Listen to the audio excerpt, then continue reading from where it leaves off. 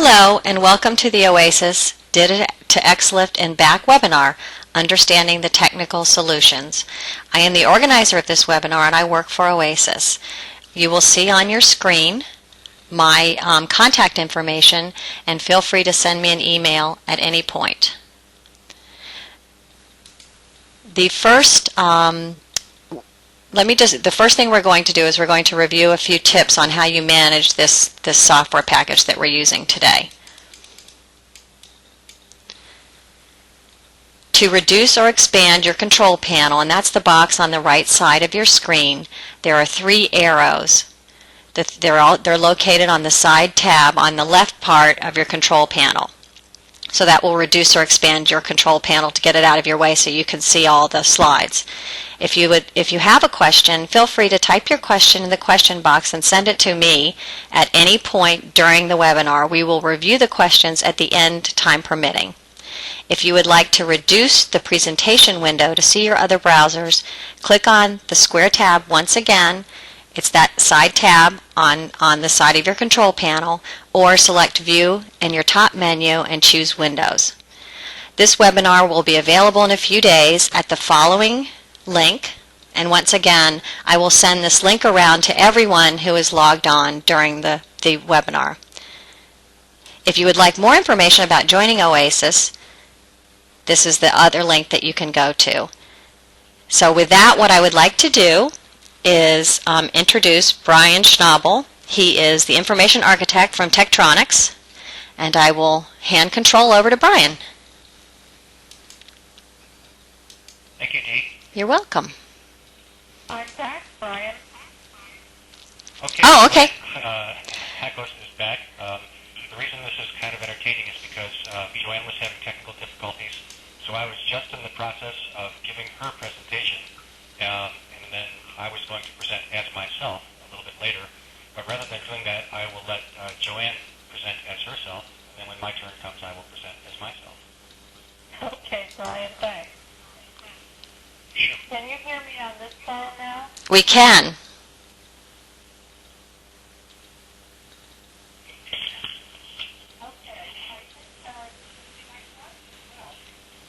We can't hear you now, Joanne, so whatever change you just made.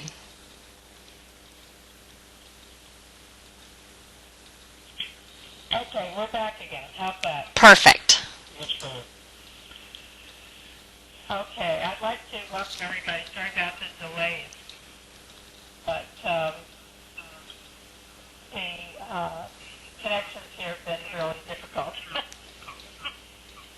Okay, so welcome to the two complementary standards that can help us reduce costs. And hold on, I'm gonna mute this. Okay, DITA to XLIFF and Back, two complementary standards that can help us reduce costs and the risks of translating XML content. So, let's see. There we go. A few days ago, we presented the business case that talks about the importance of working together to actually move data content into making it available for translation, especially data topics and data maps. And we presented some of the details about the importance of having a mechanism that makes the transfer files, the transfer of many files into the translation environment as organized and as simple as possible. If some of you have listened to that talk, if you have not and you missed the initial business case, it's available in a recording on the various websites associated with the presentation. There's a website and the excellent website on oasis-hyphen.org, and Dean will tell you more about that at the end of this call. At that time, we answered several really important business questions. What does data and localization, how do they work together? How do we use XLIFF to move files from one place to another? And how does this round trip work? At today's presentation,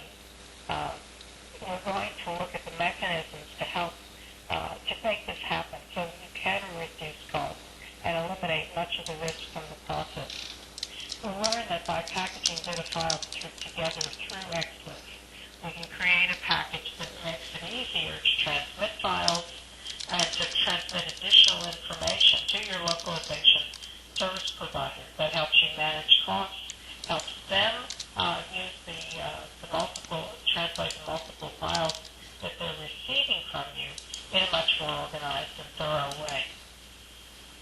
Today's presentations are going to be handled by a group of people who have lots of experience with both DITA and XLIFF. You heard briefly from Brian Schnabel. Brian is the information architect at Tektronix and co-chair of the XLIFF Technical Committee. He's going to be joined by two additional presenters who are going to show you a great deal about how XLIFF packages the DITA materials to make them easy to transmit. We're going to be joined by Rodolfo Rayo, who is CTO of Practice Program, Secretary of the XLIFF Technical Committee, and a member of the DITA Translation Subcommittee. And also by Andre Zitron, who is with XML International. He is the chair of the Hospital Technical Committee. We'll hear a little bit about that today. And also a member of the DITA Translation Subcommittee. So we bring together a lot of the expertise in this combination of standards working effectively together.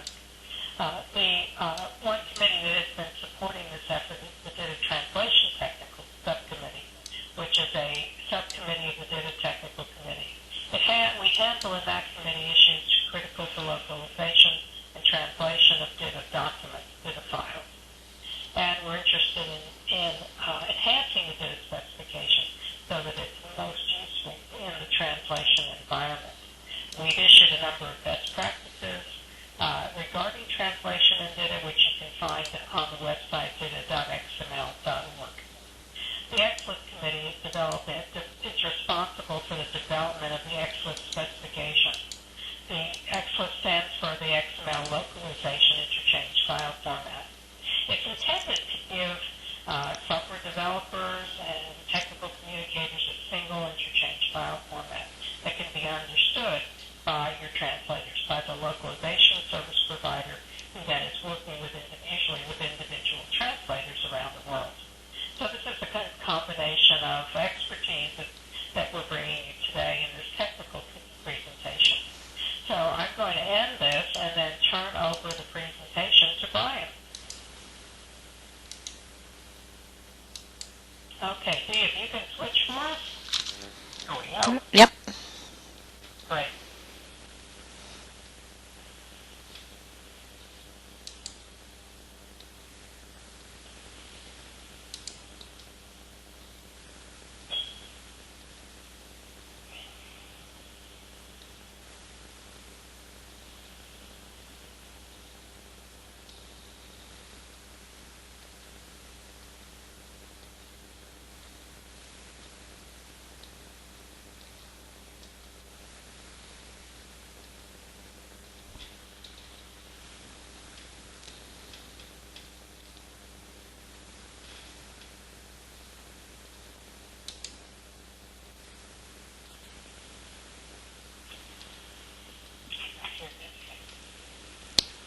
Brian, Brian? are you on mute?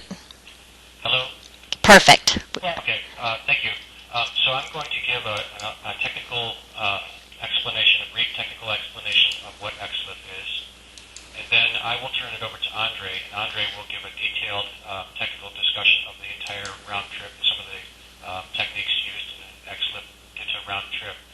And then Andre will turn it back over to me, and I will give a demonstration of an open source tool that I've just developed, an XLIFF DITA round trip tool. And then when I finish that, I will turn it back over to Rodolfo, and Rodolfo will show us a very robust commercial tool that does an XLIFF DITA round trip. So what is XLIFF? XLIFF, as Joanne said, is the XML Localization Interchange File Format. It's an open standard for translation. The good thing about it is that it was developed by representatives of all aspects of the translation industry. So we have the tool makers, the localization service providers, the downstream customers, and so forth. We all got together and we created what turned out to be a very good technical standard for localization.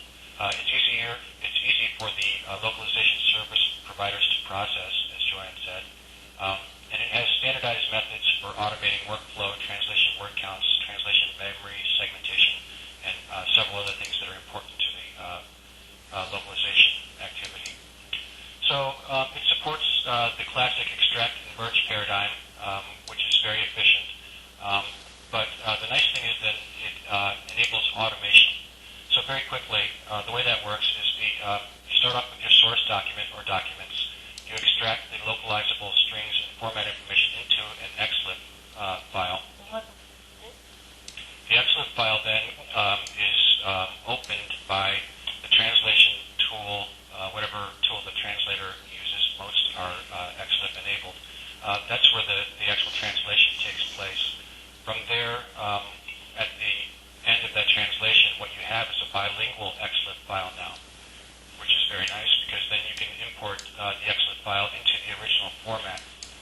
So what you get then afterwards is an exact replica of the source document, only now it's in your your target language. So I'll get into some of the technical details here. Here's basically how it works.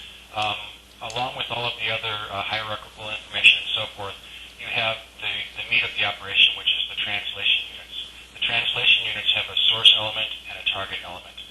Within that, there can be other elements having to do with segmentation and inline elements and so forth. But basically, that's how it works. So the translator then sees the context of the source string, and then the job of the translator is to translate the target string into the target language. And then further, the hierarchical and document structure information is retained either externally through a skeleton file or internally with group elements. And by the way, we're currently working on the new version of XLIFF, and we're going to enable a more straightforward way of embedding a skeleton file right in the XLIFF file. It can be done today, but we're going to make a more straightforward way of doing that. I'd also like to mention that by using XLIFF and DITA, you can also harness this translation memory, and specifically TFX, which is a very nice standard for translation memory, so that the idea is that you leverage previous translations and save some time and some money. And the TFX file is pretty straightforward. It's a bilingual. In this case, I'm showing you a German and English TMX file. It has the English phrase followed by the German phrase. It can be a string, a phrase, a paragraph, and so forth. So together, these standards really do solve a difficult problem. Since DITA and SVG are XML files, they can easily be accessed by things that care about the strings, like XSLT, for example. It's very easy to automate these transformations, and then because XLIFF files are XML, the strings can be easily assembled back into the original format, which is what you see in the few minutes here. So the structure looks sort of like this. You start off with first of all, with just the image files, and then I will show how this same paradigm works for the document files. You start off with your source language files. In the case of my demonstration, I transform them with XSLT into XLIFF. The translator then translates the files, and then we transform the files back into the original SVG format via XSLT. Some key points here are that with a whole bunch of SVG files for a whole bunch of different topics, the nice thing here is that we are transforming them from many to one, so that you don't hand over a whole pile of files for your translator to translate. You hand over one XLIFF file, and that's easy for them to manage. So if we extend that model to the entire document, whether you have a DITA file or a document file or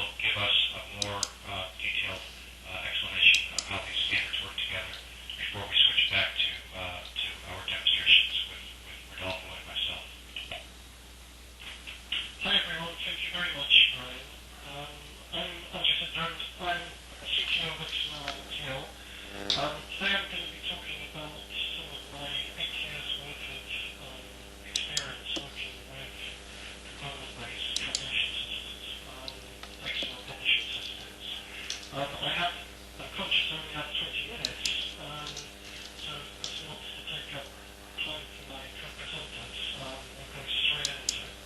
I've titled the presentation Detective Translation Truths, and Misconceptions. I think you'll be able to appreciate all of these things as I go through the presentation. Okay, DITA is a lot cheaper to translate. Basically, and publish. We've got a separation of content and format from XML. It's component-based architectures. We all know we write it once, translate it once, we can reuse components many, many times. So we only translate the change topics. But DITA has some very horrible potential pitfalls if you're not careful. The things to absolutely avoid are translating acronyms, and also correct. If you're correcting individual words, you have to be very, very, very careful. All of these problems are caused by the fact that 90% of the content is written in English and then translated into other languages. English is a French language. Along with Urdu, Swahili, Mandarin, and potentially French, they belong to a group of languages where nouns hardly change. So what you can do in this very clever things in English, they won't affect the grammar. You can replace product names with conrefs, it works brilliantly in English. Unfortunately, it usually falls flat on its face as soon as you try and translate these. We had an incident last year where a company went DITA routes, adopted conrefs throughout for replacing product names, and ended up with triple the translation costs than normal, and ended up with virtually unusable translation menus. You have to be very, very careful with some of the aspects of DITA. DITA Translation TC has some best practices which address these issues. Joanne will be, Brian and Volker will be able to provide further details on that. So, one thing with DITA, be careful of what you use, be careful of conditionals, be careful of specializations as well, because they can really screw up things. Right, granularity. DITA provides us with a lot of granularity. And with granularity come lots of additional problems, potentially. Right, you have to effectively use CMS. It's like trying to skydive without a parachute. CMS also gives us then the ability to do lots of very clever things that will reduce your costs further. You don't need a native expert CMS. I've worked very effectively with just relational databases using the component-based architecture. It works really well because DITA's broken the mold of XML publishing. Whereas before, XML documents were kind of monolithic structures. You needed an XML database to scale because people would check out bits of the document, check it back in again. This paradigm is completely blown away with component-based architecture. It scales incredibly well to enterprise level with just individual components.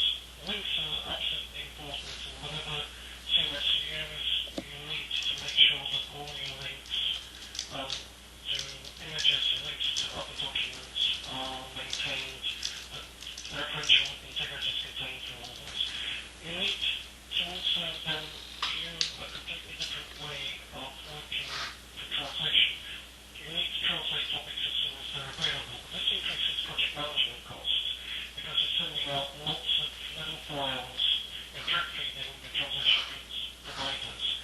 So you really need to look at some kind of web services-based exchange, and this entails having a long-term relationship with your localization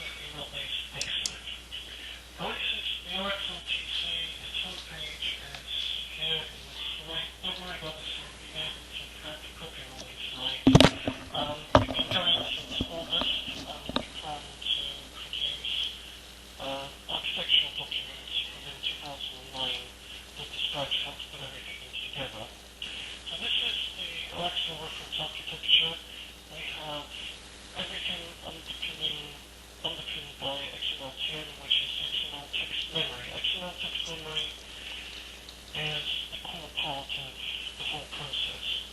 How does OXL work? This is an example of the type of workflow model within which you would use OXL. You have your database, the DITA, you write and edit your XML content. XML content is checked in, just edited, checked in, checked out. You create the graphics and links to the XML content. You actually have a collaborative review and approval process, and then the whole translation system is totally automated. And that's the key issue, that you're matching your production of the XLIFF match documents, etc., all available for translation automatically, pre-matched. And then once everything's translated, we can actually publish to multiple formats. This is based on DocSend, which is one of the systems which I was responsible for the whole architecture. It's a reference implementation of OXL. So how do we actually use DITA and XML within OXL? Well, basically, we take SRX, the Segmentation Rules Exchange, Unicode Technical Report 29, which gives us the rules for totalizing words, and what we recite is, which tells us what's translatable, it's not translatable in an XML document, and we end up with an embedded namespace in our XML document. And this is an example of the XML-TM, the core underpinning part of OXL, in DITA-type document. The red notations are basically the XML-TM namespace. What XML-TM does is it allocates a unique identifier for every sentence in the document. That identifier is immutable, it remains unique throughout the whole life cycle of the document. And it's a core part of actually processing. XML-TM works off on different things, so when things are changed in the document, they get another identifier. Things are deleted, the identifier is never used. Effectively, with OXL XML-TM, we have a document, a DITA document that's pre-digested. The authors and translators never see, the publication software never sees the XML-TM namespace. That remains hidden. And I'll explain at the end of the presentation how that happens. But effectively, we have a pre-digested XML document where you can actually create an XLIFF document if you're not doing any matching, just use straight XSLT transformation. And this is an example where the unique sentences are actually go into an XLIFF file, the 2 U's and 6 U's become translation units, non-translation, the parallel equivalent document in the target language is created. So it's a very simple one-step transformation. XML-10 introduces the notion of in-context exact matching, and that means that where a document has changed, we know what hasn't changed. We can declare what hasn't changed as an exact match in XLIFF terms. That means that further reduces the translation cost. In addition, OXL XML-10 support all the traditional matching formats, obviously in-document matching, database leverage matching, etc. So it's a fully comprehensive architecture. So what does OXL do for us? Well, basically it totally automates the workflow. It essentially takes out 50% of the process costs of translation. What we do is the whole process is hooked in to your content management system, and it produces an XLIFF file which can then be either, because it's a well-formed usable XML document, can be used to actually create a web page for translators to translate from directly off the web, or via web services can be sent to localization service provider. So if you remember the other flow diagram where all the red arrows are cost, here the red arrows are low cost. Effectively, they're all part of the automated workflow and help reduce costs dramatically. This is an example of a browser-based translation workbench. It allows you the full dictionary terminology, translation memory management, full spell checking, matching, everything you want straight off the workbench. So there's no desktop app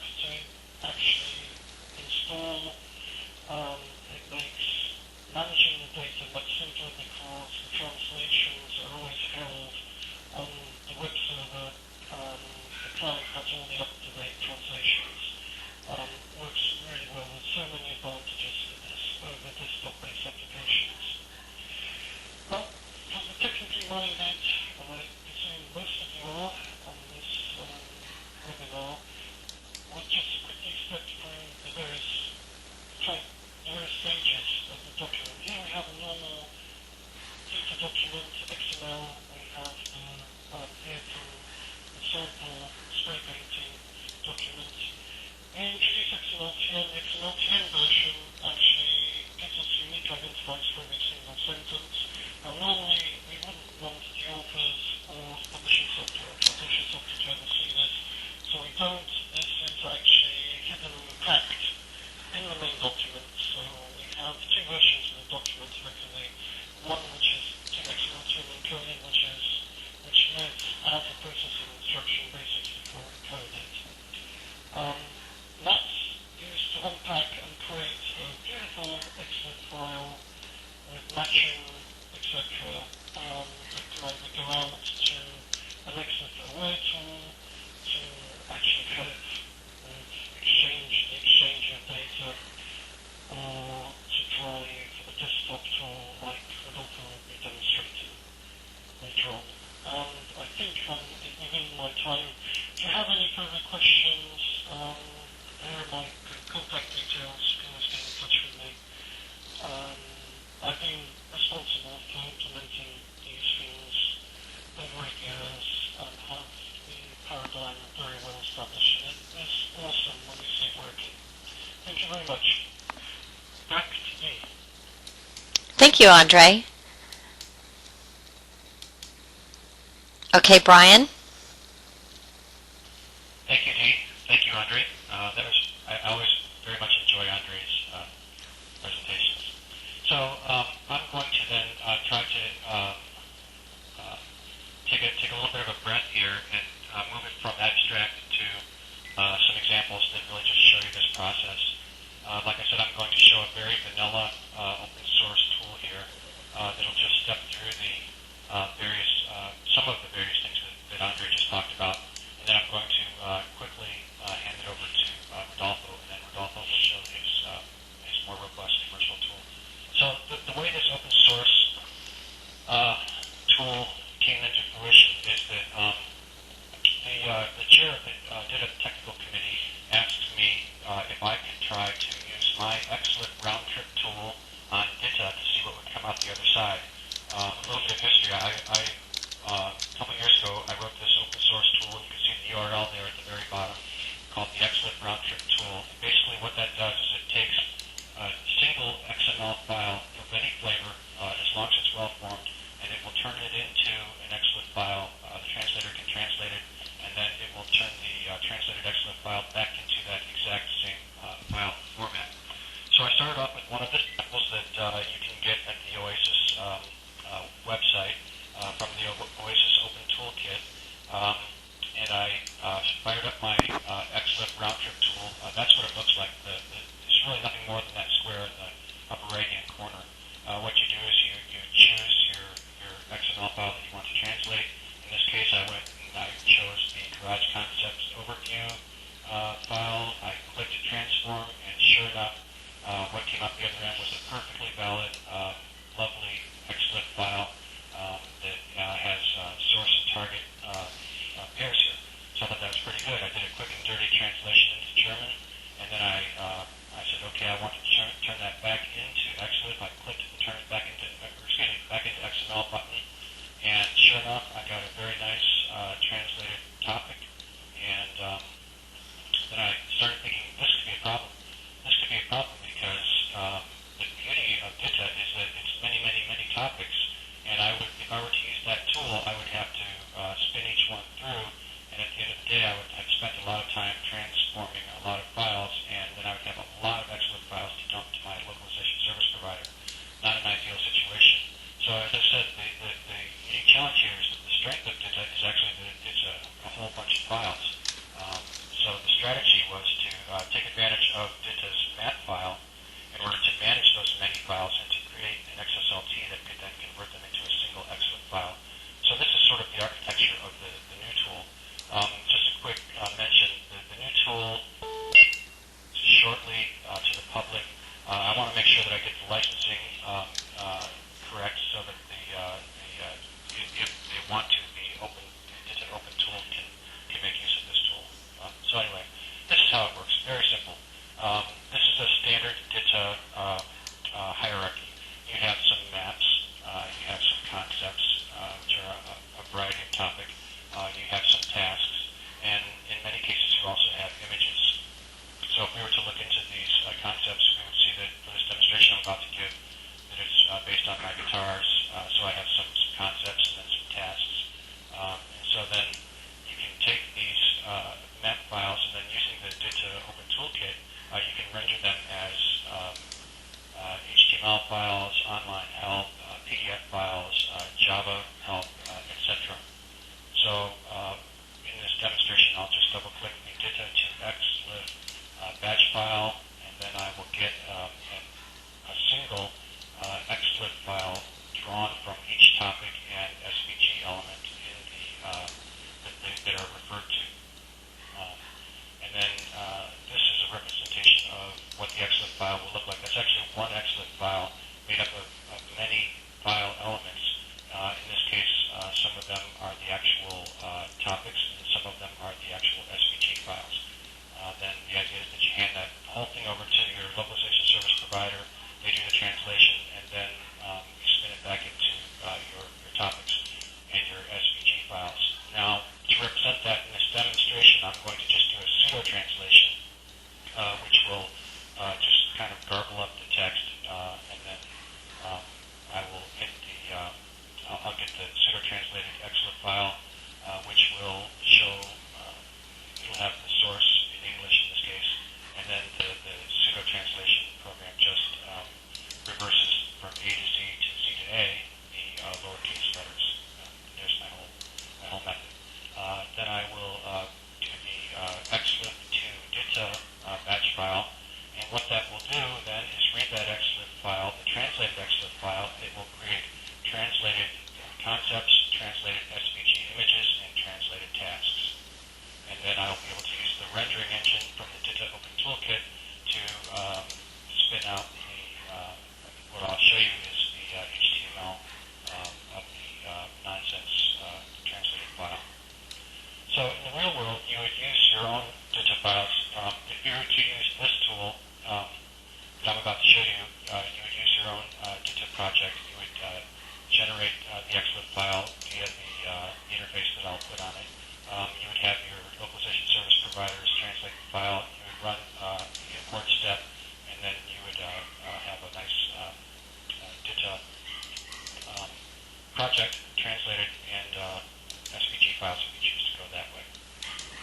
Okay, so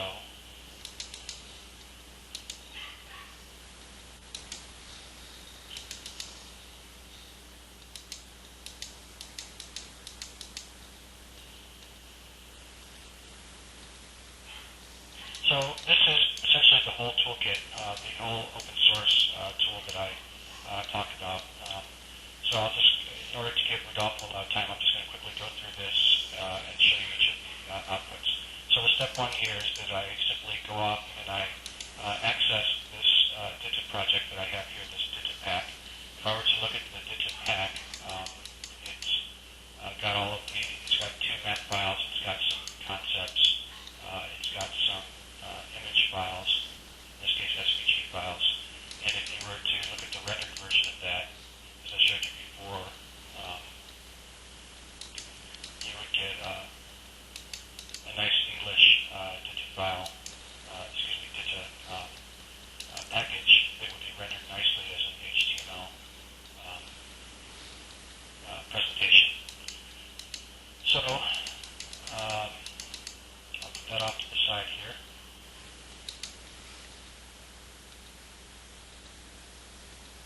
If I were to look into one of these files, you can see that it gives me the English, and then it gives me the SVG file, and it has nice strings here that need to be translated. So I'll put this away and go back to my demonstration here. So what I've gotten then is I've gotten the gathering of the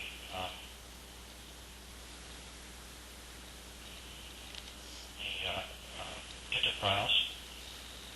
And so then I'm going to, and it's created this XLIFF file. So this is a single XLIFF file. If I were to scroll through here, I would notice that there are a lot of file elements, each of which is an XLIFF gathering of the English source and target translation units. I've got them for each of my DITA files, and if I keep going through there, I'll notice that I also have them for each of the SVG files. Okay, so I'll put that aside.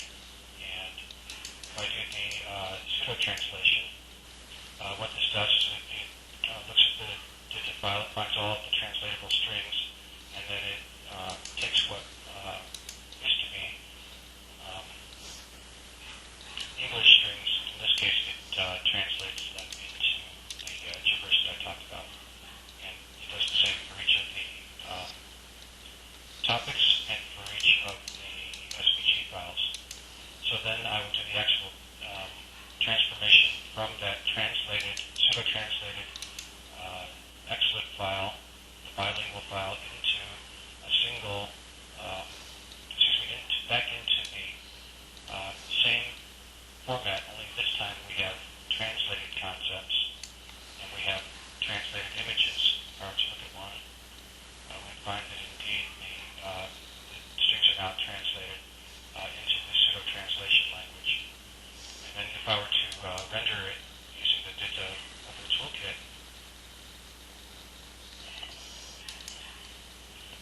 and this same Open Toolkit is the one that Rodolfo will be showing you in a few minutes. The nice thing is then is that, among other things, it can create us PDF files or Java help or HTML online help or HTML web pages. So I'll just quickly look into the series of pages here. It takes about 45 seconds. So the DITA Open Toolkit is available today for anybody. It does not include the XLIFF transformation module yet, but it does include all of the other things that I talked about.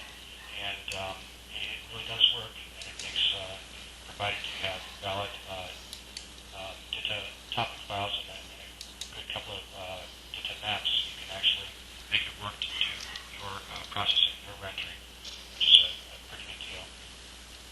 So it's just about done here.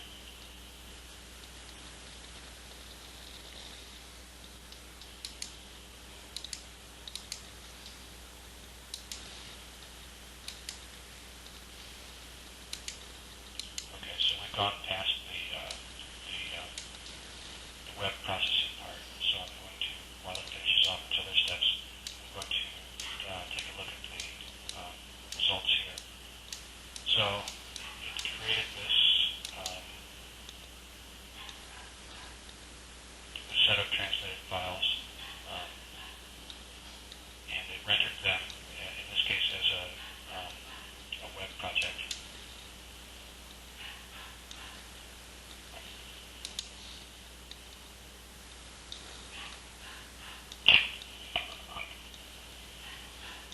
Okay, so it also translated the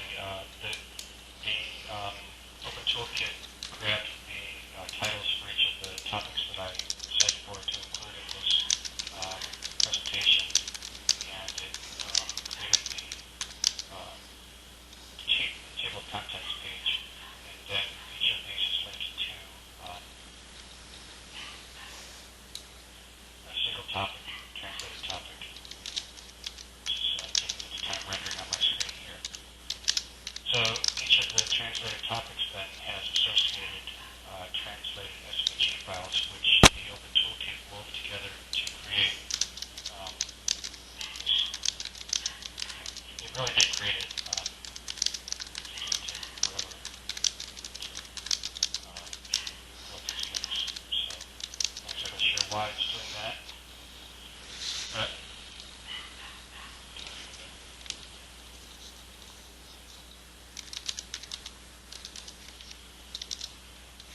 oh, it just didn't put them in focus.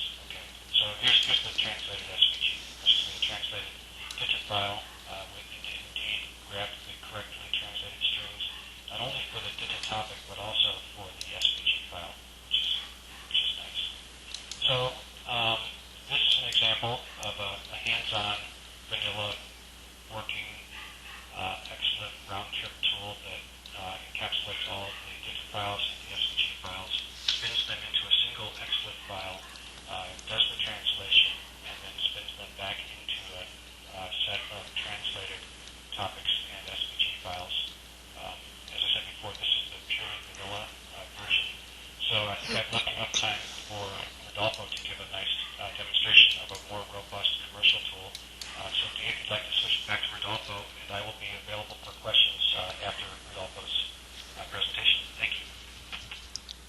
Thank you.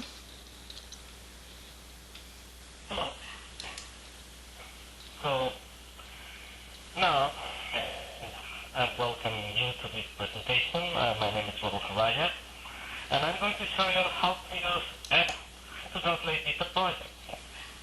So everybody has been talking about DITA, XLIFF, and now I'm going to tell you that we have two ways to convert the file to XLIFF. As Brian said, we have to take advantage of DITA maps. It's nice. We can convert the DITA map on all its topics to a unified XLIFF file. So how we do that? Okay, I'm going to show you my desktop, and I'm going to launch a translation tool called Surface. Surface is an XLIFF 1.2 standard that can convert files, the DITA files, to XLIFF format and help you in the translation. So how do we do that? Okay, the first thing we have to do is convert. So we have to open the conversion dialog where we search for the DITA map. I'm going to use exactly the same tool with the same file that Brian used in his presentation. So now I'm going to select the DITA map, the sequence DITA map that created the web pages that Brian showed you.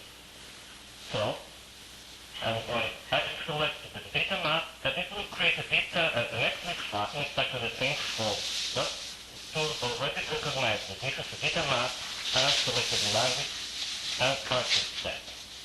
So I'm going to convert into XLIFF. This is the process that takes a few seconds on the length of the file. So we have to wait a little bit until we have all the files converted. In this case, the DITA map points to the DITA topic, and also it points to SVT files. So I'm going to select the target language, Spanish, because that's my native language, I don't know.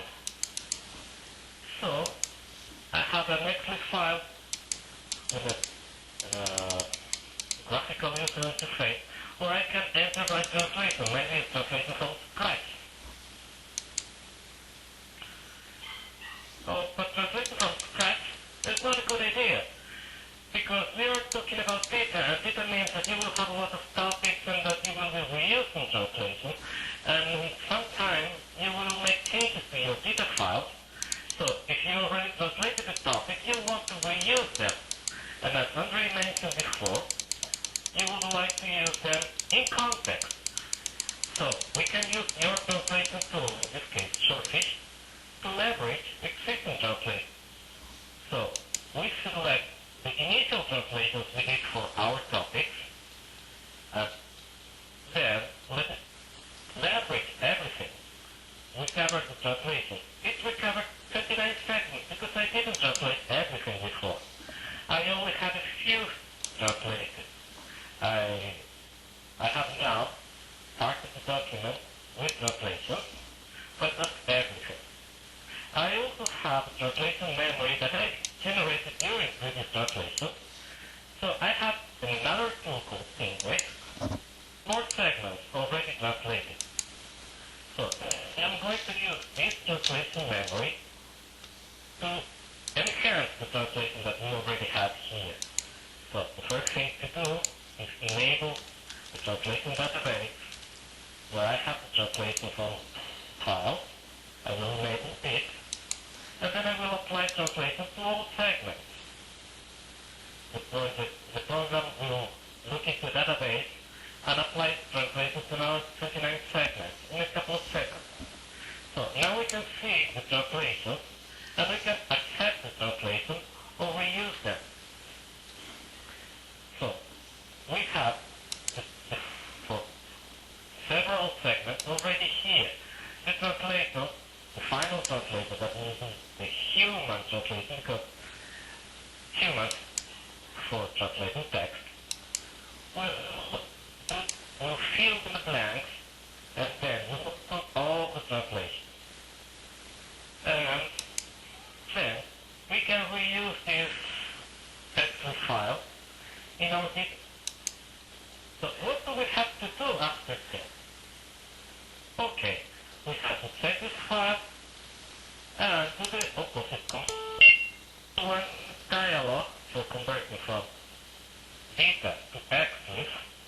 Ryan showed you the XLIFF file, the internal XLIFF file. The one general file surface is exactly the same. So now what we do is to convert this file to the DITA format again. So I will select a different folder for this and create a DITA art for Spanish folder. And this will create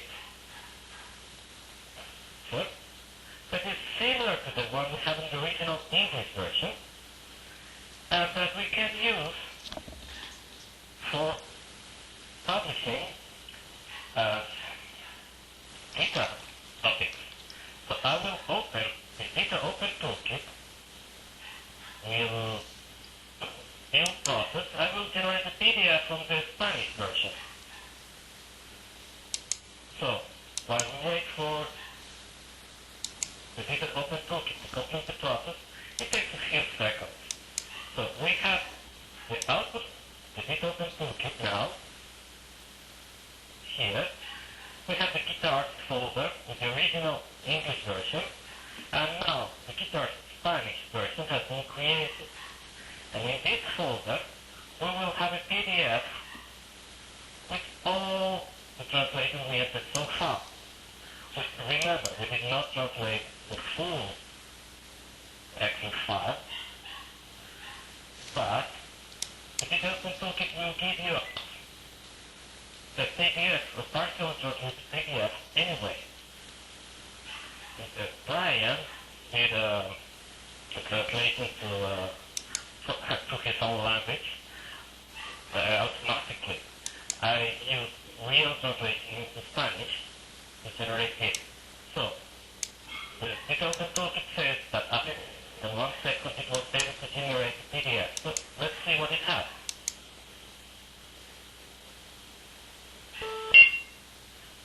Brian's guitar translated into Spanish. And this PDF also contains the titles that were grabbed by the DITA Open Toolkit, partially translated. Remember that I did not translate everything. And the topics, look, you can see that even in the page header you have translation, you have translated topics, partially translated, not everything. And even the images that appear in the last pages, the SVG images, have been partially translated. So what we did was take a set of DITA files plus SVG files, converted them to XLIFF, translated, and then we were published the translated version of the original files. So, what else can we do? Back to the slide. We took advantage of DITA maps, but we can the project management features of our translation tools to convert a set of selected DITA files to one XLIFF file with all topics. We don't have to translate all DITA topics over and over again. So if we create a project, we can select which files we want to translate, because sometimes we do have a set of topics that have already been translated and are marked as final. So we don't need to translate it again. So how do we do that? I will start Surface again and show you the project. What do we do with projects? We have the ability to select the files that we want to translate. Give me a couple of seconds until the program starts, and I will open the project. I have a copy of the file in a folder and a ready-made project, so I will open it. So what is a project? It's actually a table of files where we have the search file, we specify the document format, the search language, the regional encoding or character set. We specify the XLIFF file that we want to create, and we For example, we can create them in F folder. We specify the target file, we specify where to put the translated file after the down, and we select obviously the target language. When we have a list of all files, we have a project, we can even create a project with all the languages that we want as output. We have full control. We can create a project for translating from English to Japanese, French, Spanish, German, and we generate all XLIFF files at once.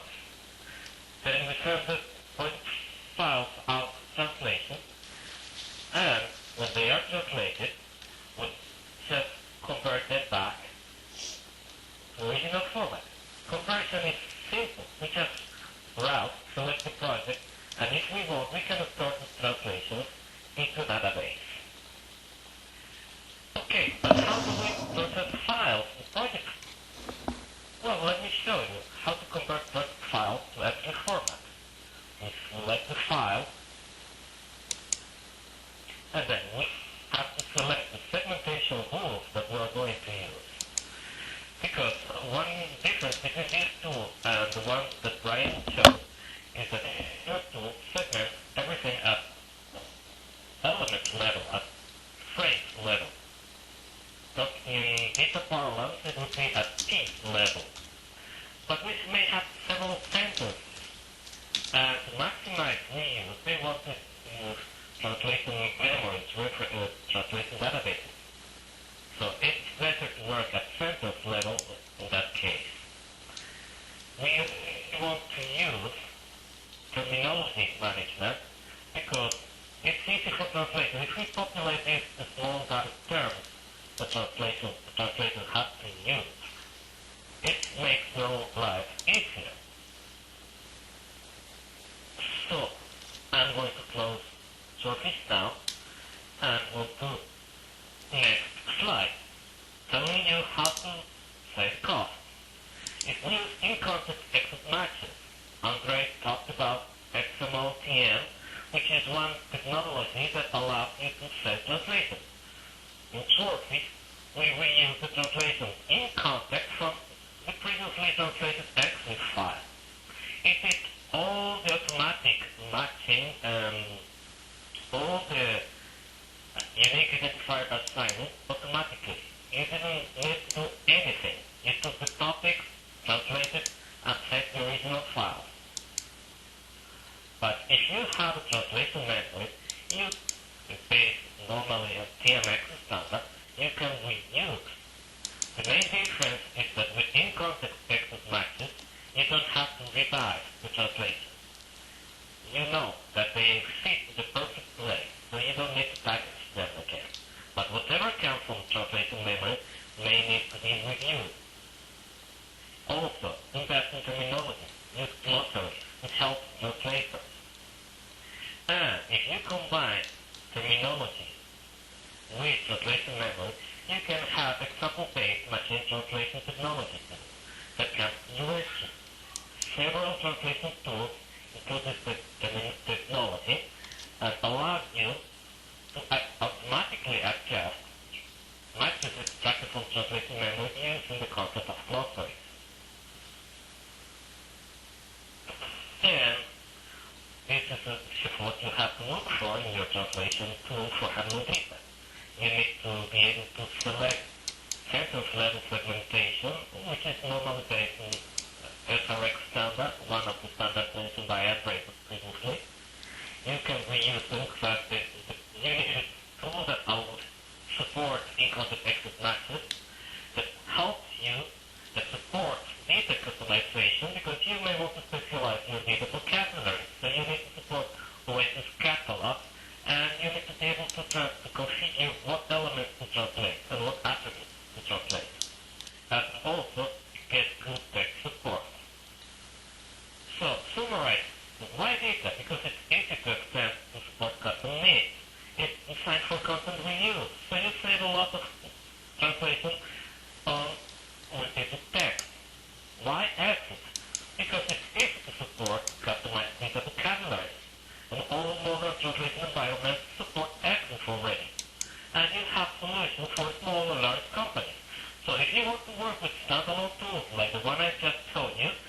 can. But if you want to work on web-based tools, okay, you have choice too, because you can work with the band and average, or you can use, for example, another tool which is Global Link Online Review, a tool by translations.com, that allows you to work with projects and do the online revision. And they also have online translation tools. So we can take this by guitars and review the project. We have to, because I'm connected to a very remote server, and I'm using all my bandwidth in this presentation. So we can see it, the screen now, where we will have the file. Yes, written so far. We will have the, just wait a minute. We are into over here. I will drop some stuff on my screen. Okay, we can see the sequence data map that I translated before, and the initial translation. And the product can show us, when it loads everything, the first text, the target, and the reviewer can modify the text or add notes. So XLIFF is a solution at enterprise level too, because you can even get a tool like this one and host it in your own server, and let translator connect to your server, so you don't have to deploy anything. You just work on the browser. So, back to the presentation. Like this. Now, we can summarize the initial task. See the topics. Use the good action editor. Publish your topics as PDF or HTML or whatever. You can do that using the DITA toolkit. Convert your topics to XLIFF. You can use Brian's tool, any other tool, or sources, of course. That's what I'm going to tell you. Get your XLIFF file translated by the good human translator. Convert your translated file to DITA and publish them again. But this is just the initial set of tasks.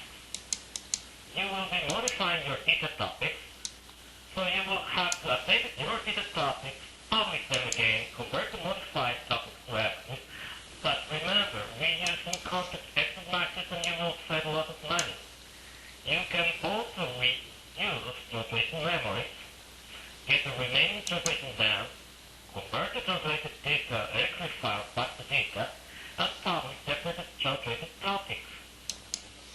So this is just part of a cycle that never ends, because you will be modifying your DITA topics, reusing them and translating them all the time for the same product or maybe for different products.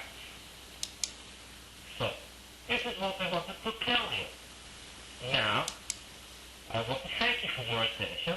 I'm available for you. You can contact me at the address shown here in this slide, or at the one shown below.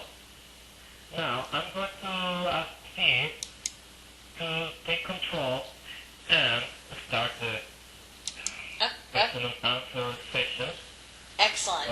Follow the... That was great. That was really good. We have a lot of questions, so I've got lots of compliments for the presenters, and if we could probably move through these questions quickly, that would be fantastic. Once again, this was very good, and I will take control in a minute. But let's go ahead and get started with some of these questions. Some of these go back to the beginning of the webinar, so we might be able to answer them quickly. What are examples of correct uses of conref when translation is a concern? Should I answer that? Whoever wants to answer it is fine. Yeah, if I can. So we worked, although both Dr. Brian and Joanne, we all worked on this extensively. Basically, if you're going to use conref, use it for linguistically complete pieces of text. Now, what do we mean? Basically something like a warning or caution notes that's repeated quite often. But it's a standalone, linguistically standalone phrase or sentence. Do not use it for individual words. That is the road to hell. Because what will work in English, you can just substitute a product name with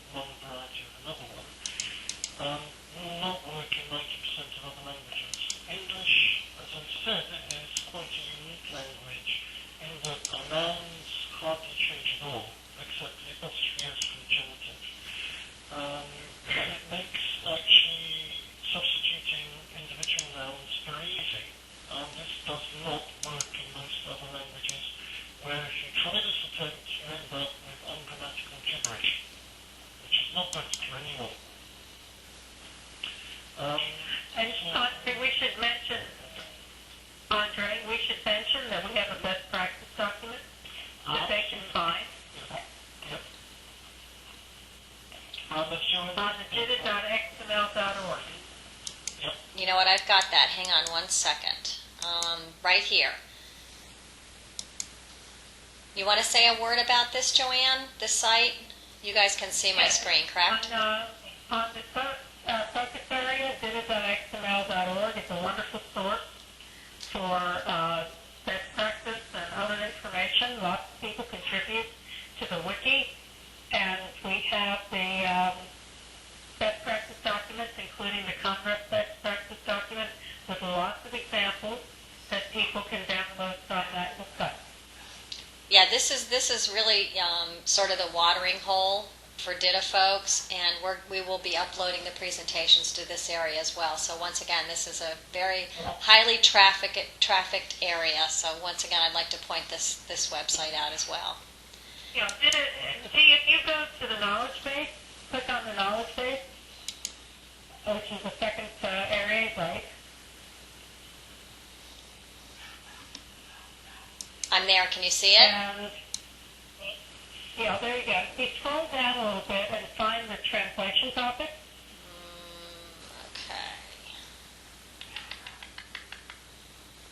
While we're doing that, on the question of the Congress and the cost that if you just substitute individual words, I think Joanne came across a company last year that ended up, rather than saving money with DITA, they ended up tripling, I think, their translation costs, and ended up with something where they couldn't even reuse the translation memory properly because they had to budge through the actual process in such a way that they really left them without any usable memory.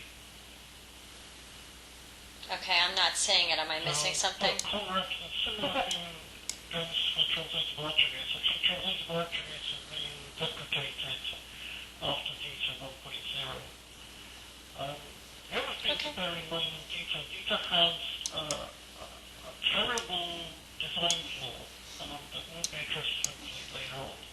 And this is that most elements, the standard elements like paragraphs and lists, can all actually occur within each other. They can all be nested. So you can end up with a paragraph that has a list, that has a paragraph that has a list, that has a paragraph that has a list. This is highly undesirable, but there's nothing to prevent you doing that. You can imagine the kind of things that it will do for your composition and also for your translation as well, where you get text split up, where you get a linguistically complete piece of text split up by, say, a list or something. Okay, I'm going to combine the next... Okay, go on to the next question, please. If I can actually combine the next two, because we've had quite a few questions. I noticed that the Open DITA Toolkit was off the image. Is that common?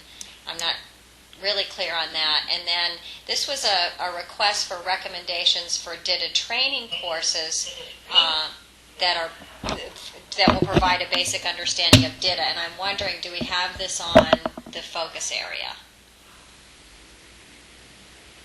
I think if we go to probably events, you'll see some of the DITA training that's being offered. There are a number of workshops coming up. Okay. Great. So that's a short and sweet answer. Okay. Let me go to this other question. It's a little bit longer, and once again, it's anyone that would like to answer. It's fine. This is in reference to a previous question.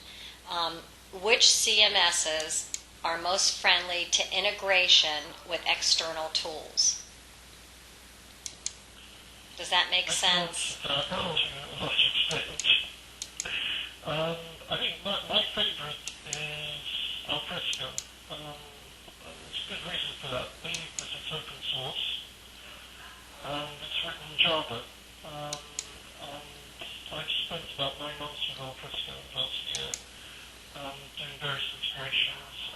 I was very impressed with the quality of the software. It is really top quality open source by the founders of Documentum. See, the founding team of Documentum left, they sold out to UMC, and they sold it up on Fresco. It's an awesome piece of software. It's basically based on JSR 170 standard, which is Jackrabbit content management system standard for Java enterprise platforms. And it's very well written. This is just my own humble opinion, based on my experience. It's just a very good software. I also think that you can work with your content management provider, especially if you're working with a component-based content management system, and tools like Swordfish and other tools that will help you deal with your translation content, translatable content. Well, actually, that's a great segue because I've got two questions on Swordfish. The first one is, does Swordfish build projects based on the content of a DITA map, or do you have to build it manually? That's question number one. And question number two, how does Swordfish handle DITA conrefs? Okay, first question. Oh, but you know what? I'm sorry. I'm so sorry to interrupt you, but we did have a question that just came in that said, what is a conref? Let me start with the first question.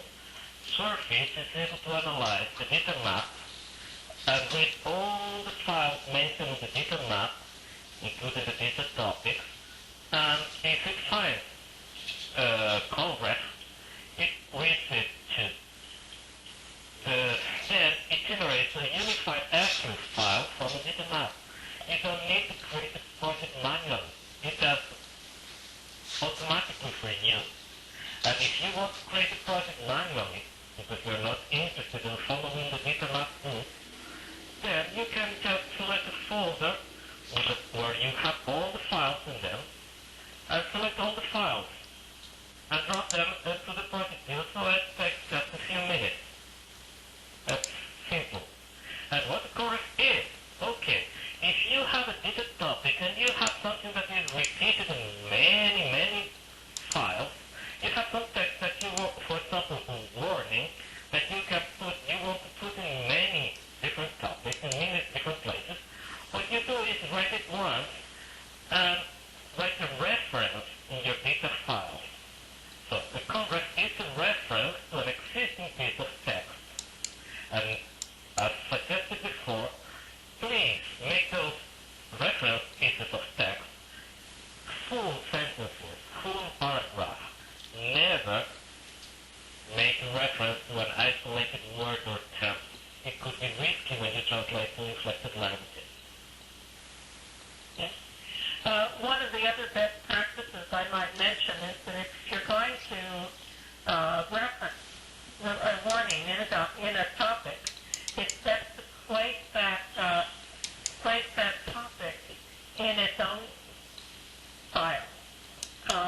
So you have a file with a warning or several warnings, and then you reference them from the task that required that warning, for example.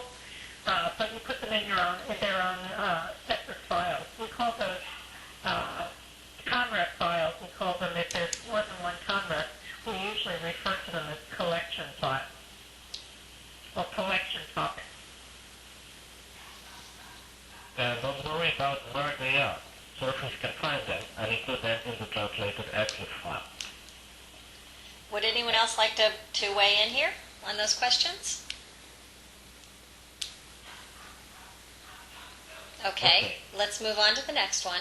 Is metadata, parentheses, indices, audience attributes, etc., also translatable? That depends. You may want to have translatable metadata, and sometimes you don't want to translate that. So, in your translation tool, you can select what to translate. This is something specifically said. You have to look for a translation tool that allows you to configure the elements and attributes that you want to translate. Remember that DITA is modular, and it allows you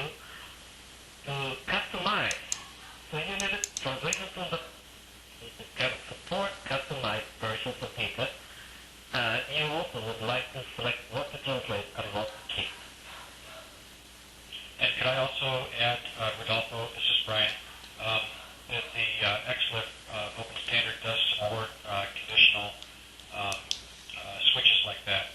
There's a state attribute that has a lot of different values, and your tool can set that state attribute to needs translation review, final, do not translate, different states that could be in play. The DITA standard also provides a list of inline elements and other elements that are typically translated. So we do provide that information to the service providers as well. DITA has a special attribute called translate. You set it to yes, so the full value, or you set it to no when you don't want to translate something. This is supported by the translation tool. Okay, I think I have the right page with help from one of our great attendees here, Optimizing DITA for Translation on the focus area. And once again, this is a free and open tool that anyone can publish any information they have related to any of these products, or whether you work for an organization or a public or private group. You can log on here. It's very easy to become involved. It's extremely active, and it's a great way to really sort of get your arms around what we're doing at OASIS. So I've got this page up for. And you can see on that page the best practice documents that have been published by the DITA Technical Committee on the Translation Subcommittee. Right here, right.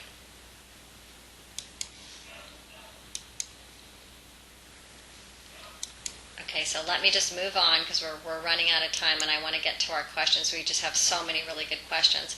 My question was about images being altered by the DITA tool. The images shown in the example seem to have been altered or garbled.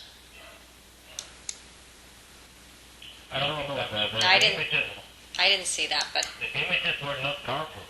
yeah, I'm not sure. Yeah, maybe it's the interface, the webinar interface, but I didn't see that. But so we'll. It's possible to you that those images appeared that way because they started off as bitmap files, and they were vectorized and then turned into SVG files. But still, I think that all the vectors were sharp and good. Certainly, the text was. Right. Just one detail. If you saw my screen, you saw it in lower resolution because in order to share the screen, you must lower the resolution. Well, they looked pretty clear to me, but once again, it may be a bunch of other things. But we'll publish both of these webinars, and we'll also publish the presentations on the various websites that I've been scrolling through as you've been answering these questions. So once again, I will send an email to all the folks that are attending this webinar, and we are grateful for your attendance. I think we can just take a couple more questions real quick. People seem to be willing to hang on here. Are there any gotchas associated with DITA conditionals, DITable files, and translation? I may not have said the DITable files. I've not heard that word before.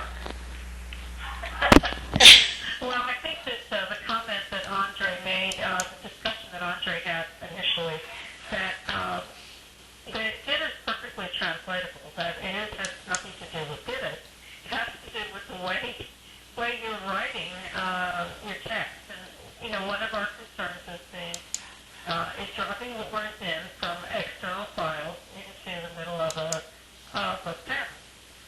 The problem occurs that word is translated by the translator from the collection topic, like a list of words.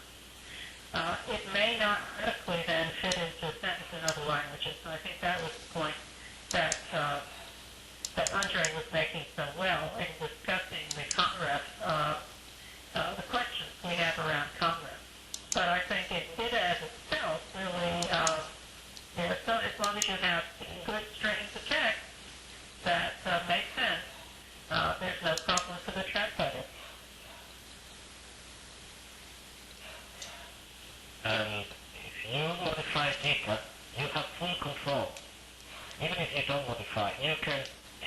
whatever you want in DITA to make it translation friendlier. So it is already friendly. You can improve it too. Well, this has been great. Would anyone else like to weigh in? Well, I think that the whole idea of using a very good open standard like XLIFF to translate a very good standard like DITA just makes sense, and you can mitigate some of those gotchas by using these very good standards. Talking about good, if you write good DITA file, you get good translation. If you have messy DITA file, you may probably get messy translation. Okay, well, great. This has been fantastic. You guys have done a great job. I think this is wonderful. And once again, I've got presented on the screen now for our attendees my email address if you have any questions. I tried to scroll through some of the TCs. These TCs are proliferating like crazy in the last year or so. And we would love to have all you folks involved if you're not already involved. Once again, here's my email address. Here is the link to the downloadable webinars. I will be sending a follow-up email to all the attendees regarding the various TCs so they can take a more deep dive into each one of the TCs that we've talked about today. And I would like to thank our presenters who did a fabulous job. Thank you so much, and thank you to the attendees for participating today. Thank you, Dee, for all your help. Thank you. No problem. Thank you. Thank you. Thanks, Bye-bye. everybody. Bye. Bye-bye.